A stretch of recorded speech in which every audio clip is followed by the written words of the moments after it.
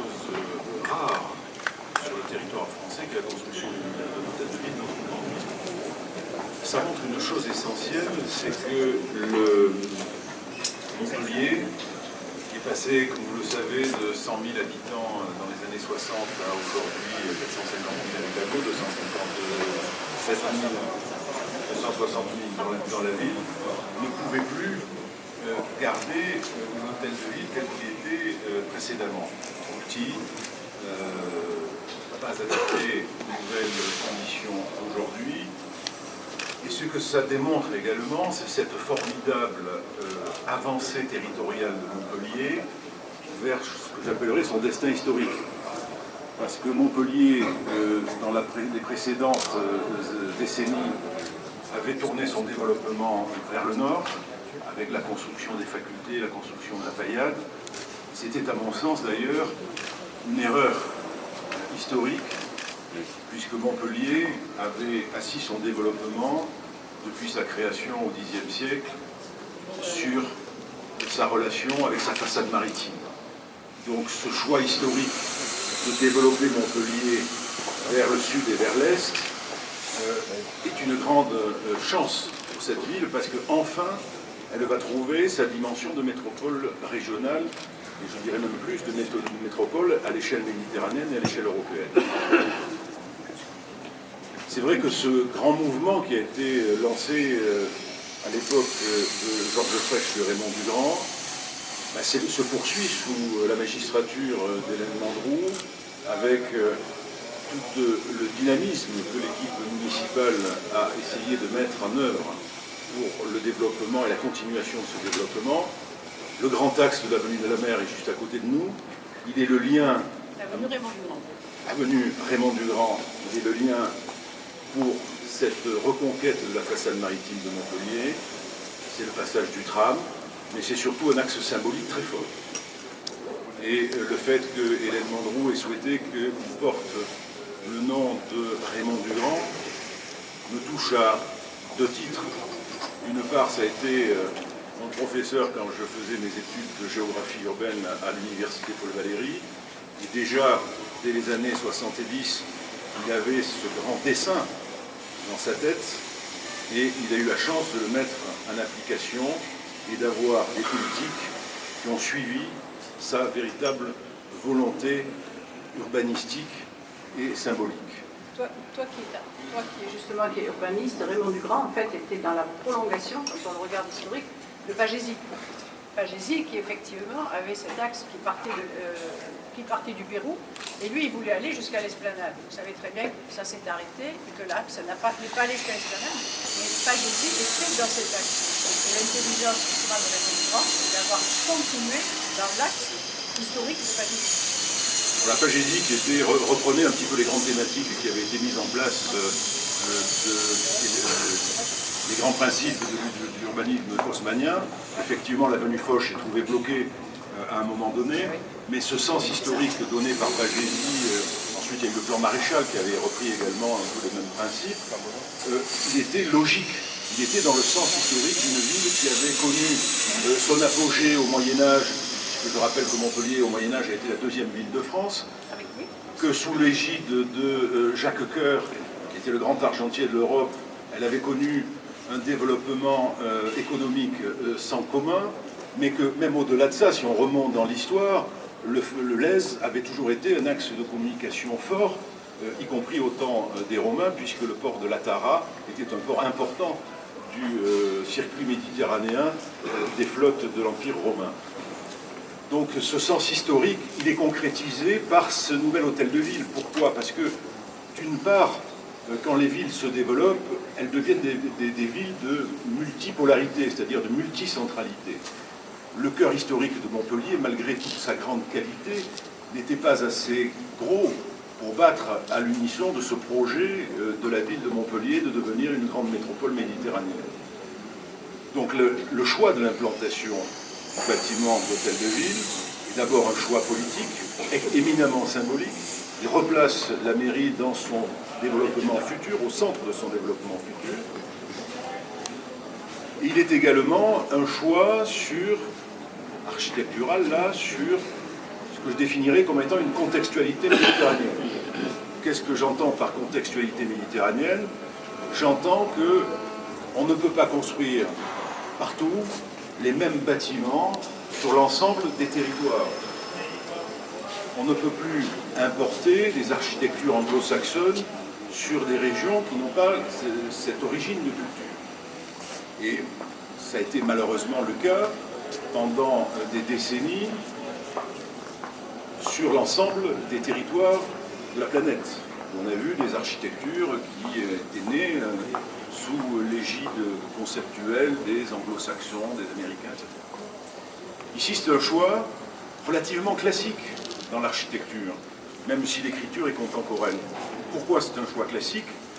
Parce que vous constaterez que sur l'ensemble du territoire français, et respectant en cela la tradition méditerranéenne, nous avons un bâtiment public au fond d'une grande place.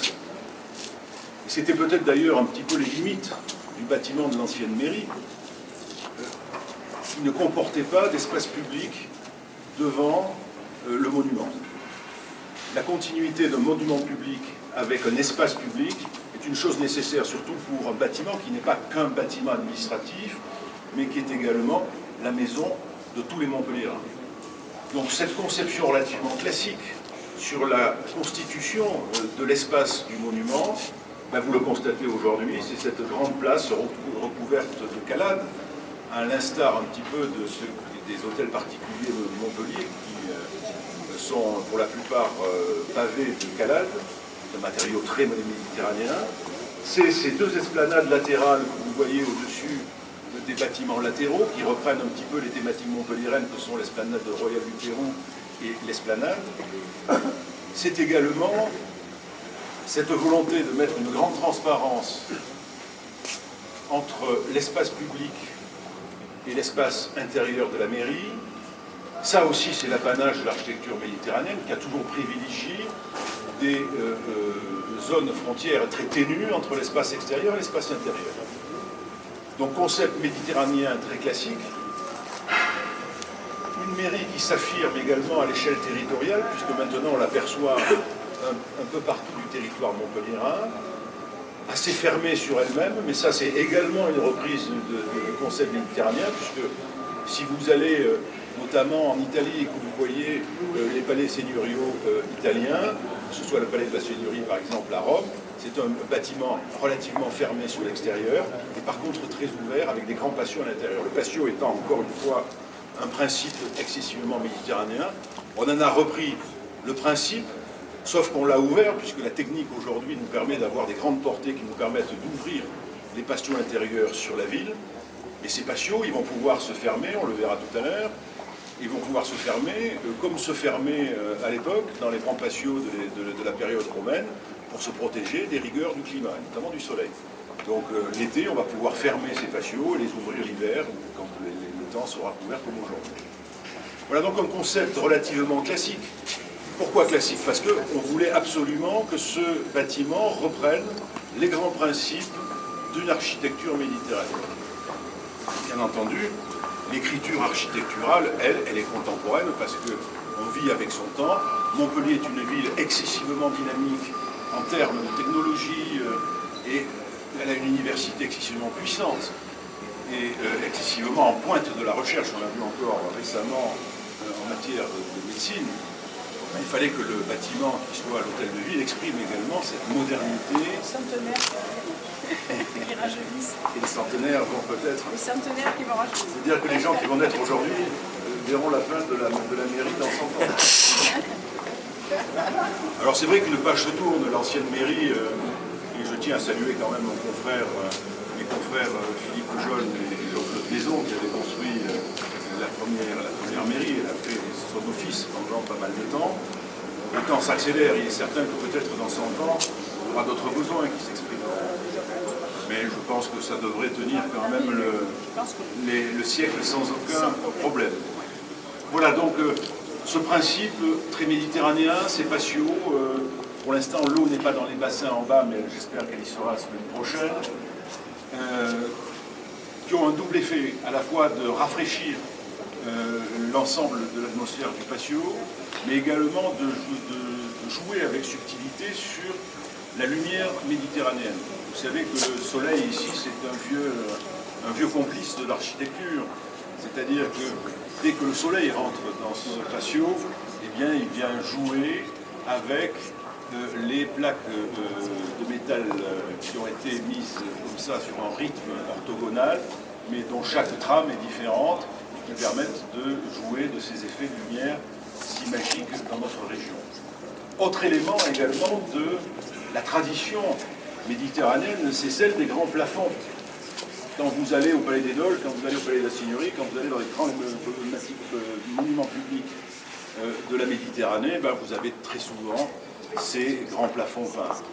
On a repris cette thématique. Il y a des noms de famille, alors je vais, des vieux noms de famille montpelliéraine. Je vais y venir. Daudet, Claparède, tout ça, c'est des noms d'ici Brunel. On avait souhaité, regardez-les les noms. On avait souhaité que dans ce plafond, qui est le hall principal de la mairie, de symboliser un petit peu l'histoire des Montpelliérains, ce qu'étaient les Montpelliérains. Et Jean a souhaité faire appel et se rapprocher d'un grand artiste contemporain qui s'appelle Alain Fleischer et qui a souhaité travailler sur cette thématique-là. Il a passé beaucoup de temps dans les archives municipales pour retrouver les vieux documents d'état civil et exprimer que depuis 1000 ans, plus de 1000 ans aujourd'hui, il y a des Montpelliérains qui ont vécu à Montpellier et dont certaines familles, comme le disait Madame le maire, perdurent encore dans cette cité. Voilà.